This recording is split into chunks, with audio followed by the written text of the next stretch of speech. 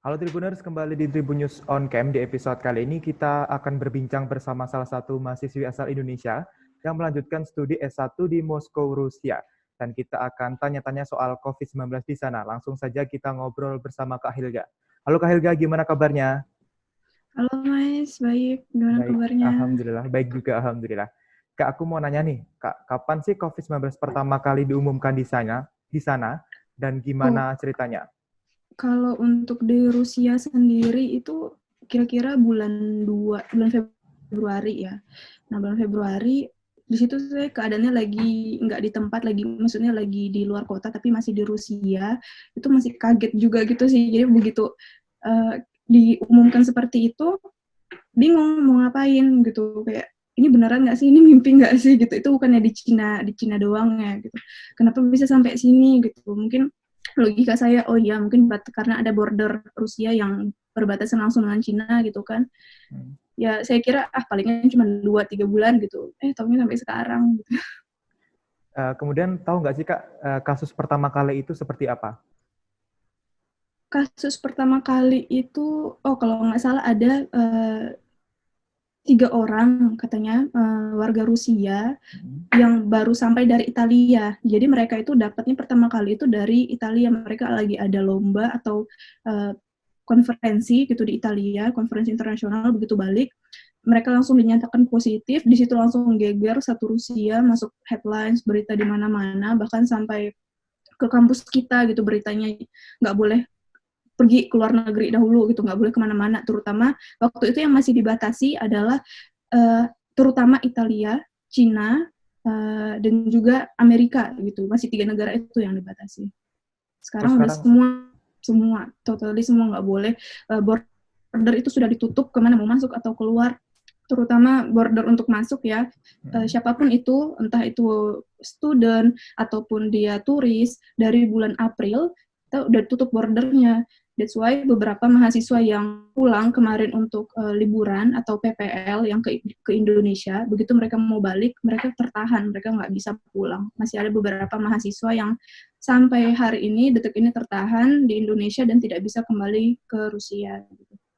kemudian apa aja sih Kak usaha yang dilakukan pemerintah untuk memutus penyebaran virus tersebut? Usaha apa aja yang saya pantau ya, Hmm. pertama kali itu imbauan dulu. Jadi ditempel stiker pemberitahuan di mana-mana, terutama di ini ya, di untuk mahasiswa di sini kan di apa sih bahasa Indonesianya, asrama asrama Hmm. mahasiswa gitu. Jadi kan di sini lingkup terkecil mahasiswa itu adalah asrama gitu kan. Jadi yang pertama kali ditekankan untuk mahasiswa adalah asrama. Dari ibu asramanya kita dilarang tuh untuk keluar-keluar. Pertama belum dilarang sih, masih kayak imbauan, kemana-mana harus cuci tangan, jaga jarak katanya gitu kan. Terus makin lama angka di Rusia itu makin tinggi. Itu benar-benar kaget. Bahkan dalam satu hari, satu malam itu angkanya naik 10.000. Jadi dalam satu malam ada 10.000 orang yang positif kena gitu, positif corona. Jadi langsung diberlakukan izin online. Kita sebagai warga foreigner ataupun non foreigner ataupun yang asli penduduk Rusia harus buat izin QR code. Kita harus daftar online di website nidoma.com atau nidoma.ru. Jadi di situ harus masukkan nomor paspor, alasan kita keluar itu apa, terus kita mau kemana, dan kita hanya diberikan izin 7 sampai 12 hari gitu. Terutama untuk yang pergi ke kantor tiap hari, itu harus wajib membuat izin online seperti itu. Jadi kalau kita mau naik taksi atau di kendaraan umum, kita harus wajib tunjukkan ada ininya nggak, ada izinnya nggak nih, kita punya izin, oh oke, boleh boleh boleh masuk, boleh naik gitu. Kalau untuk kebijakan lockdown sendiri ya Kak ya, kan ini sekarang Hmm. baru kayak ada pelonggaran lockdown nih ya. Lalu dengan kebijakan lockdown yang diberlakukan Rusia itu apakah menurut Kakak cukup efektif untuk menekan laju penyebaran COVID-19? Kalau Mas bertanya gitu sama saya yang sebagai seorang mahasiswa ya, saya kan Hmm. bukan pakar medis, saya bukan bukan juga mahasiswa di bidang medis. Jujur, saya nggak tahu mau jawab apa gitu, karena setiap hari itu angkanya makin tinggi, Mas, bukan makin turun, makin tinggi. Cuman syukurnya angka kematian di sini itu lebih rendah daripada di Indonesia sendiri. Jadi kita masih ngerasa oh aman. Saya kemarinnya tuh kan rencana pengen pulang aja gitu kan. Orang tua bilang udah deh pulang aja gitu kan.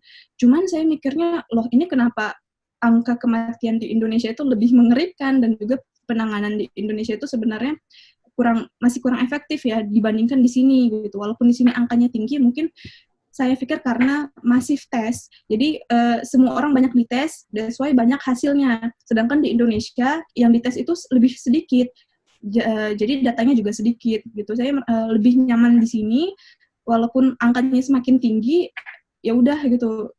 Kita cuma bisa berdoa aja, kita nggak tahu ke depannya kayak gimana. Gitu.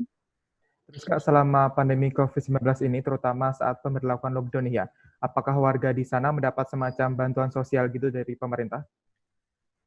Oh ya, beberapa kampus memberlakukan bantuan sosial untuk mahasiswanya, dan ini nih syukurnya KBRI kita, KBRI Moskow, ya KBRI yang di Moskow, itu juga memberi bantuan berupa masker, vitamin C gitu kan, dan juga bantuan-bantuan yang lainnya gitu ke beberapa warga negara Indonesia. Jadi nggak cuma mahasiswa aja, TKI, TKW juga dapat di sini.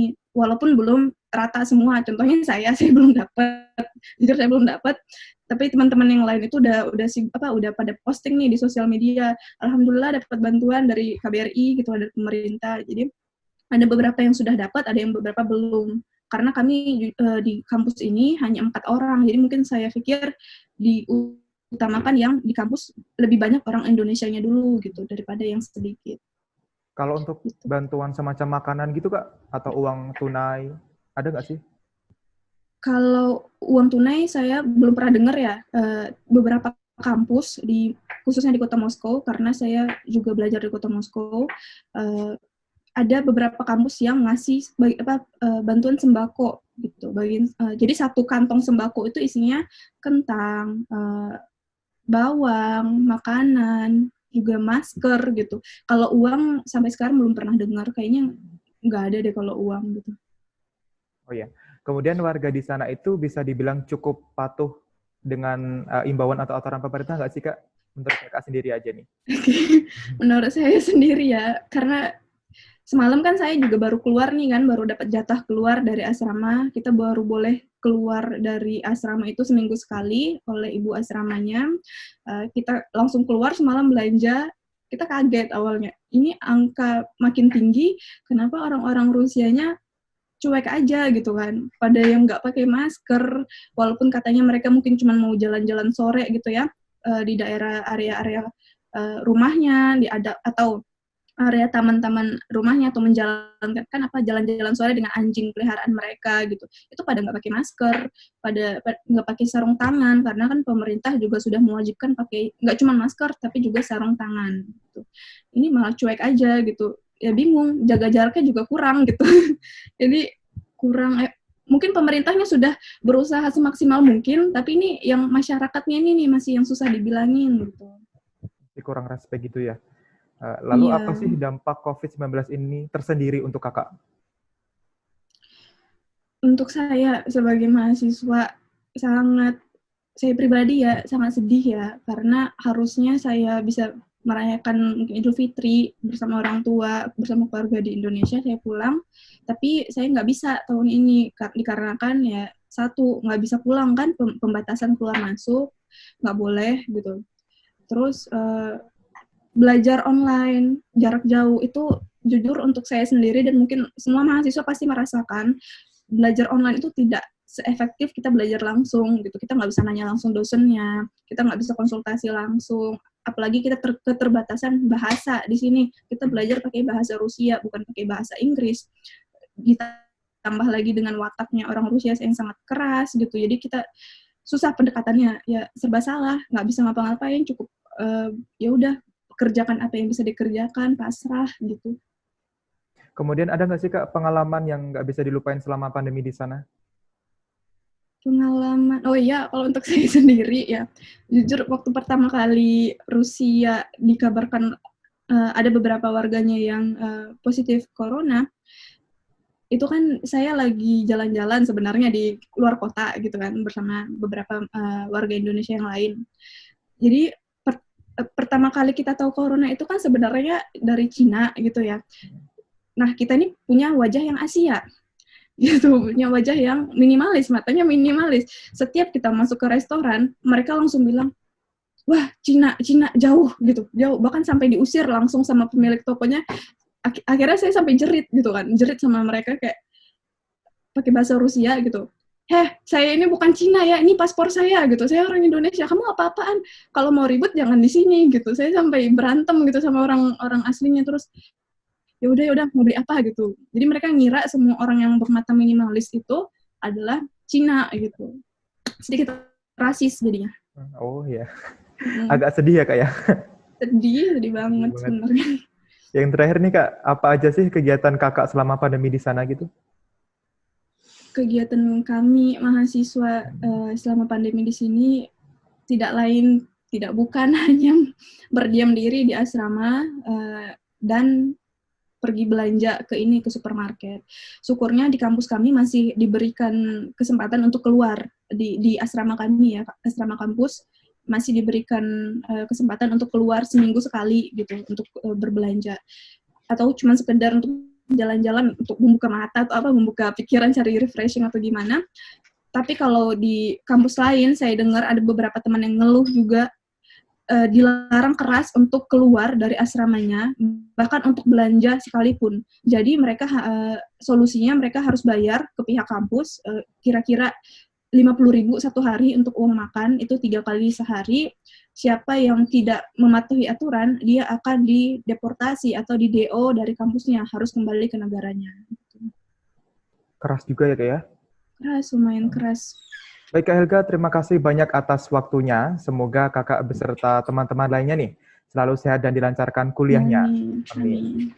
Ya Tribuners, itu tadi adalah Tribunnews on Cam hari ini. Semoga pandemi COVID-19 ini cepat berakhir agar aktivitas kita kembali seperti sedia kala. Terima kasih sudah nonton. Jangan lupa like, subscribe, dan share ya.